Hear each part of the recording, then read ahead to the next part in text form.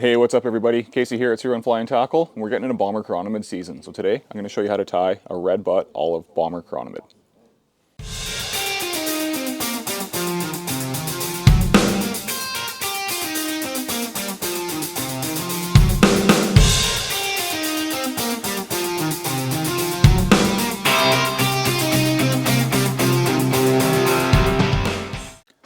Alright, so let's tie a bomber. So I have taken a Daiichi 1760 in a size 8 and fixed that into the jaws of the Renzetti vise. Into that I have added an OfishL brass bead in metallic coffee, the size 1/8. So I'm just going to slide the bead back. I'm going to tie in some UTC 70 denier dark brown thread right behind the eye.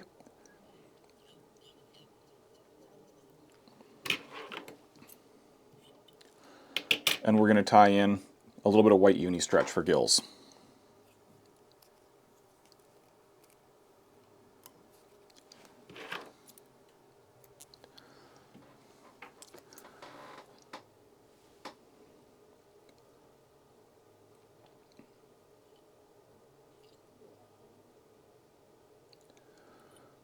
Now you can tie that in as a single strand. I'm going to double it up just because I want a little bit more of a prominent, I want more prominent gills on this fly.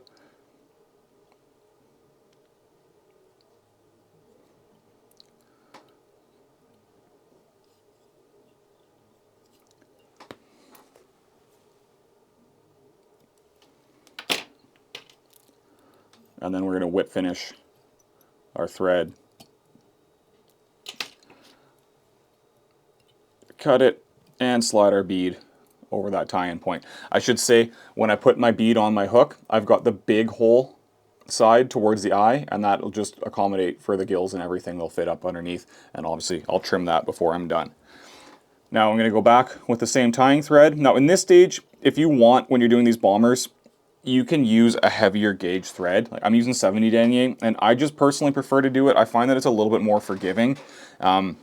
Yes, it does take a little bit more effort to build up that taper on a larger fly, but it's just the way that I like to do it. But if you want to use a thicker gauge or a heavier thread, by all means, go ahead. Next material that I'm going to tie in is just going to be some UTC Ultra wire in the color red, size small.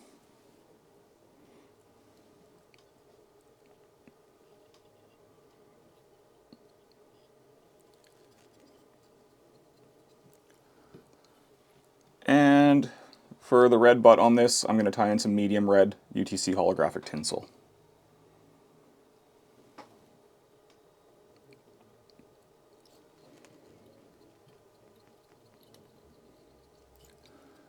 And we'll just wrap those back down into the bend of the hook with our tying thread.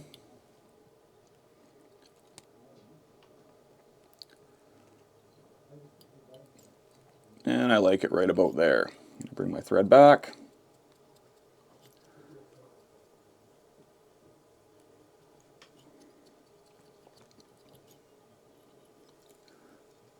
And then I'm just going to wind that tinsel, and that's going to create the butt.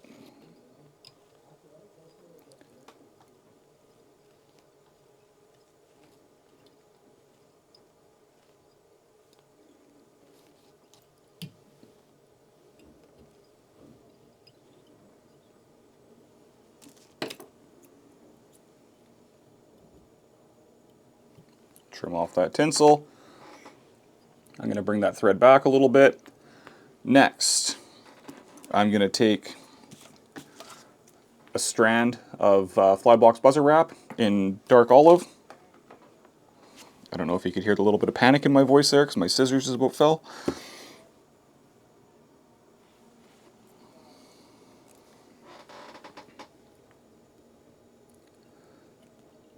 And we'll tie that in, overlapping that red holographic butt a little bit. And then I'm going to also wrap or tie in some ice blue pearl flashabou, just as an under wrap.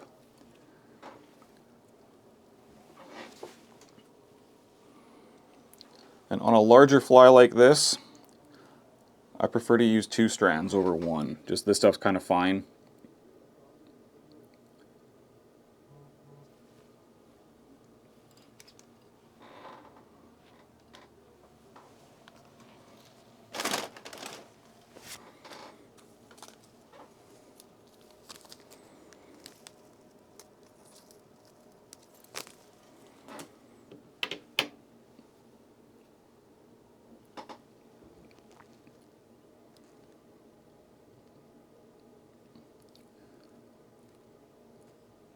I've got my 2 strands of the ice blue tied in. And now I'm going to use that brown thread to form an underbody and create the taper for this bug. And in a bomber, we want to have a little bit more pronounced taper. I'm not worried about this being a super skinny pattern like I would if I was tying a smaller, you know, size 14 or size 16 or something like that. These are a substantial bug, and we want to make it look like it fits the part. So like I was saying, if I had 140 denier thread, I'd probably be done already.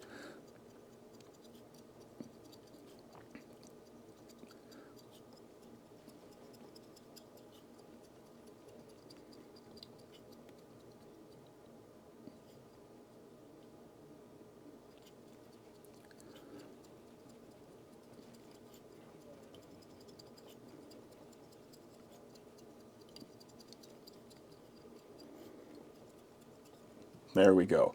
Now I'm going to wind these in the opposite order that I tied them. So the last material that I tied in was that ice blue Flashaboo. We're going to wrap that over our brown underbody. It doesn't have to be perfect. I mean, ideally we'll have no gaps in there, but you might get 1 or 2, and it's really not the end of the world in this step.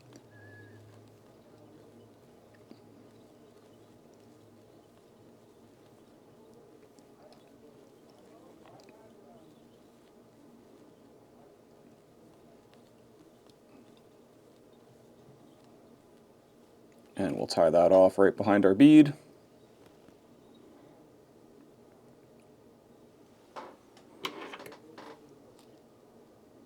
Trim that flush. And then I'm going to wrap over that with that olive buzzer wrap.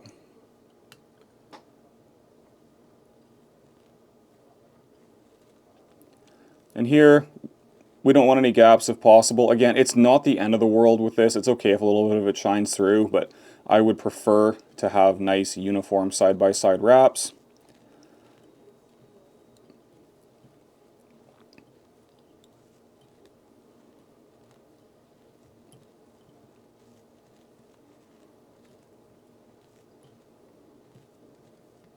And just having the multicolors as well as that Flashaboo underneath just gives this fly some depth. You'll typically see your bombers in shades of olive and brown. I mean, you get them gassed up as well too, and like, you know, your chromies, ASB sort of variations. But as far as, you know, body colors, they're typically some sort of shade of green, some sort of shade of brown, and a combination of the two. So now that I've got that tied off behind my bead, I'm just going to take that small wire and we're going to rib the body of this fly.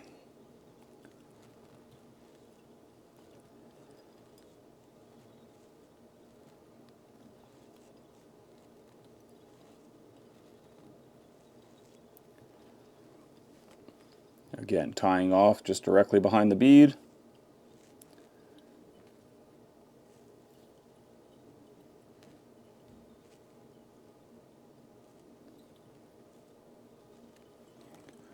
We'll helicopter that wire off.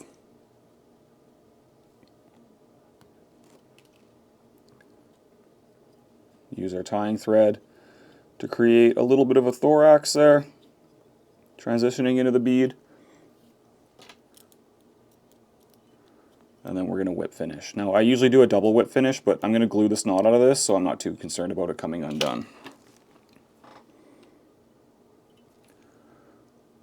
Well, I've got my scissors in my hands. We'll trim that. Oh, I got a little bit of a thread tag there. Let's get rid of that guy. And now, I typically use a UV cure. I shouldn't say that. I use a UV cure on a lot of my chironomids. I use Crazy Glue on a lot of my chironomids. I use like Hard as Hull or Sally Hansen's or whatever as well too. Now, on this particular pattern, with the UV cure that I like to use, I find that it bleeds in a little bit and I get a dark spot here and a dark spot at the front. So I'm just going to use a little bit of Zap-A-Gap, and that will prevent that from happening.